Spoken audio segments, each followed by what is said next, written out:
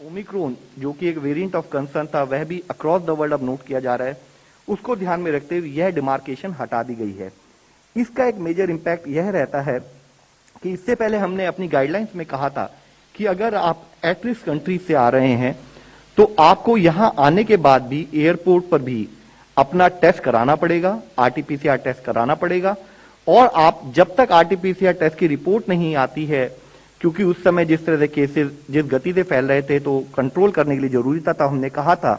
कि आप एयरपोर्ट पर रुकेंगे और अगर आप पॉजिटिव होते हैं तो हम उसको ट्रीटमेंट और उस मैनेजमेंट के लिए कार्य करेंगे, नहीं तो उसके बाद आप जा सकते हैं।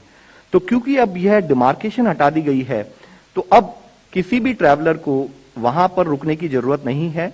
और हमने साथ में यह भी कहा है कि जैसे नॉन एट रिस्क कंट्री में इससे पहले आने वाले जितने यात्री होते थे उनको 2% रैंडम सैंपल किया जाए। तो जरूरी है कि हम अभी भी ऑब्जर्व करते रहें कि कोई ऐसा वेरिएंट तो नहीं डेवलप हो रहा है जो हमारे देश के कंटिन्यूड एफर्ट्स को फिर से किसी तरह का एक शॉक दे, खतरा दे। तो उसको ध्यान में रखते हुए अब दुनिया के जितने भी ट्रैवलर्स आएंगे उनकी एक 2% रैंडम सैंपलिंग की जाएगी और उसके द्वारा हम एनालाइज करेंगे कोई एक मेजर एरिया ऑफ कंसर्न किसी और देश से या कहीं से नहीं तो नहीं आ रहा है। और उससे संबंधित गाइडलाइन बड़ी सिंपल है, जिसमें हमने एडवाइस की है कि आप अपना सैंपल एयरपोर्ट पर दे सकते हैं, आपको सैंपल के रिजल्ट की वेट करने की आवश्यकता नहीं है और आप अपने घर के लिए या फर्दर ट्रैवल के लिए प्लान कर सकते हैं। इसी के साथ ही based on the increasing case trajectory, हमारी पिछली ट्रैवल गाइडलाइन ने स्पेसिफिकली कहा था कि जब आप किसी भी देश से आते हैं तो आने के बाद 7 दिन तक आप होम क्वारंटाइन करेंगे। तो उस गाइडलाइन को अब केस ट्रेजेक्ट्री को समझते हुए थोड़ा और रिलैक्स किया गया है। हमने एडवाइस दी है कि आप 14 दिन अपनी हेल्थ को मॉनिटर करें पोस्ट अराइवल, और अगर आपको कोई सिम्टम्स दिखाई दे, कोई और सिचुएशन दिखाई दे, तो चाहे आप हमारे कंट्रोल रूम से या डॉक्टर से संपर्क करें।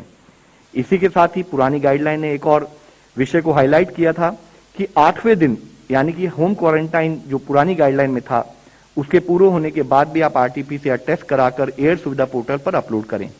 अब यह भी हमने डिस्पेंस विद किया है। तो हम सबको आपके द्वारा यही बताना चाहेंगे कि इंटरनेशनल ट्रैवल गाइडलाइन 14 फरवरी से एप्लीकेबल होंगी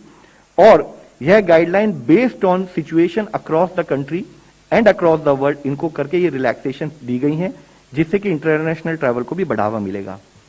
जब एक तरफ हमारे सामने कुछ पॉजिटिव न्यूज है कि हम देखते हैं कि केसेस कम हो रहे हैं और अभी केसेस का कंसंट्रेशन भी कुछ लिमिटेड एरिया में, कुछ लिमिटेड स्टेट्स में, कुछ लिमिटेड डिस्ट्रिक्ट्स में अधिक दिखाई देता है, तो जरूरी है कि एक स्थाई पर हम इसको पॉजिटिव न्यूज माने,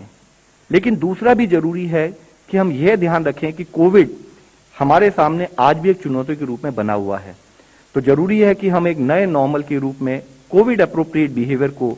अपनी लाइफ में एक पूरे तरीके से अभी भी पालन करते रहें। हमारे लिए जरूरी है कि हर आदमी, देश का हर नागरिक, सभी कोविड की इस लड़ाई में जैसे कि इससे पहले भी अपना सहयोग देते रहे हैं, अपनी बिट कंट्रीब्यूट करते रहे हैं, आज भी उसको कंट्रीब्यूट करने